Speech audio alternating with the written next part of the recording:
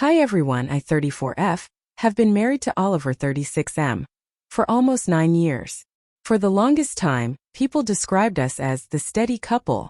We had the little house with ivy creeping up the walls, Sunday breakfast with music playing in the kitchen, and a scruffy rescue dog who acted like he owned the place. I used to believe we were untouchable, not perfect but built to last. The first signs that something was off were so small I almost missed them. Last spring, Oliver suddenly became the guy who had to stay late at work. At first it made sense, he was leading a new marketing project, but soon it felt off. He'd come home with a strange energy, like he was buzzing from something I couldn't see.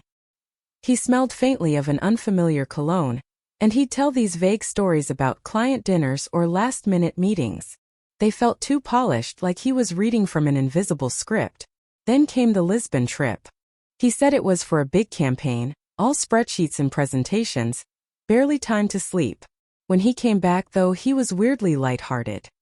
He hummed while making coffee, laughed at nothing, and checked his phone constantly, but always with the screen turned just out of my view. One night, as we were clearing the table, I jokingly said, "Are you hiding a secret life from me?" expecting a playful eye roll. Instead, he froze for a fraction of a second, then forced a laugh and made a crack about how I watched too many crime shows. That knot in my stomach tightened. I told myself I was imagining things, but part of me already knew the ground beneath us was shifting. A few weeks after the Lisbon trip, my gut wouldn't quiet down. Oliver's stories kept slipping, tiny inconsistencies that didn't add up. One night he claimed he was stuck in a last-minute pitch rehearsal at the office, but I happened to see a location tag pop up on his smartwatch when he left it charging in the kitchen. It said Harborview Hotel. I told myself there had to be a good reason, but curiosity gnawed at me until I couldn't ignore it. I drove there, heart pounding so loud I could barely hear the radio. I sat in the parking lot for 20 minutes, watching people filter through the lobby, before I finally went inside. The front desk clerk asked if I needed help, and I, half panicked, blurted out Oliver's name. She hesitated just long enough to tell me she knew exactly who he was. "Room 412, she said, before I could even explain. I didn't go up. Something in me snapped, part fear, part self-preservation. Instead, I left and drove home, shaking so hard I had to pull over twice. Later that night, I searched his phone while he showered. That's when I found her Zara, a travel photographer he'd met on that campaign. Their messages were a mix of inside jokes, sunrise photos, and blatant flirting, along with a selfie of them clinking glasses in a hotel bar. My whole body went cold. There was no denying it anymore. The man I trusted with everything was lying to my face, and I had the screenshots to prove it. The next morning, I couldn't sit across from him at breakfast pretending everything was normal.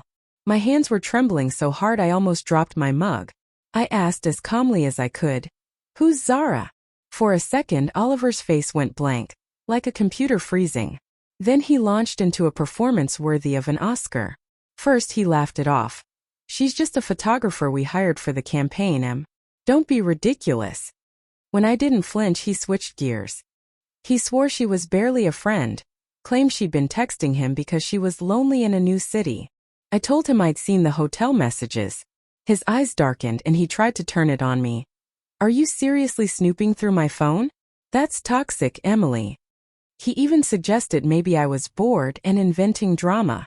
When I mentioned the selfie of them in the hotel bar, he sighed like I was exhausting him and muttered something about team bonding. Then, and I still can't believe this, he said I was blowing up a harmless flirtation and that he didn't want to hurt my feelings by mentioning it. Every word felt like a fresh slap. He twisted everything, trying to convince me I was crazy, that our marriage was fine and I was overreacting. That's when I realized it wasn't just the affair. It was the gaslighting, the way he lied so easily, as if I wouldn't notice my own reality being rewritten. After that confrontation, I felt like someone had pulled the floor out from under me. I went through every stage you read about: online shock, rage, bargaining, grief, but they didn't come in neat little order. They crashed over me in waves, sometimes all at once. First, I tried to keep life looking normal.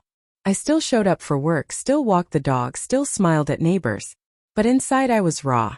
I'd lie awake replaying every late meeting, every text he sent with his phone tilted away from me. Whole chunks of our marriage suddenly looked like a carefully staged play, and I couldn't tell what had been real. I scrolled through the screenshots 100 times, punishing myself with details. The way he called her star girl. The hotel photo where his smile looked brighter than anything I'd seen in years. I wondered if she knew about me, if she laughed when he told her stories about his clingy wife. Some nights I'd sit in the kitchen at 2 a.m., staring at the cold teapot he used to make for me. The betrayal felt physical, like a stone lodged in my chest. There were moments of anger so sharp I wanted to smash his phone against the wall, then stretches of sadness so deep I couldn't move. The hardest part was realizing how easily he'd lied, how much effort he'd put into keeping 2 lives afloat. I started therapy because I couldn't untangle the knots on my own. My therapist said his actions said nothing about my worth, that betrayal is about the betrayer, not the betrayed. But it took weeks before those words even made a dent. I also noticed how my body was keeping score. Headaches, sleeplessness, this constant hum of tension in my shoulders. Even songs on the radio felt dangerous. One stray lyric about love could send me into tears in the grocery store parking lot. Slowly, I began to let people in. My best friend came over with wine and Thai food. Listen without judgment while I ranted and sobbed. My sister helped me make a list of practical steps. Finances, counseling, figuring out where I actually wanted to live if everything fell apart. It was painful, but it reminded me I wasn't alone. That my life was bigger than Oliver's lies. After weeks of tense silence and awkward half-conversations, Oliver finally decided we should start fresh. He swore he'd cut Zara off, promised transparency, therapy, whatever it takes.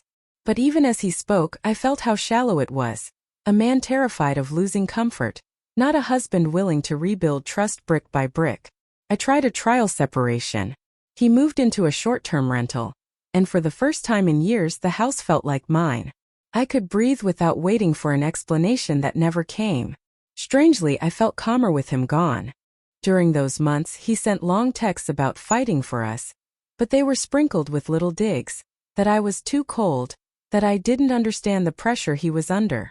Then one evening a friend sent me a photo from a bar downtown, Oliver and Zara together again, laughing like they'd never skipped a beat. That was my tipping point. I called a lawyer the next morning. Filing for divorce wasn't easy. Part of me still mourned the man I thought he was, but I couldn't build a future with someone who kept choosing deception.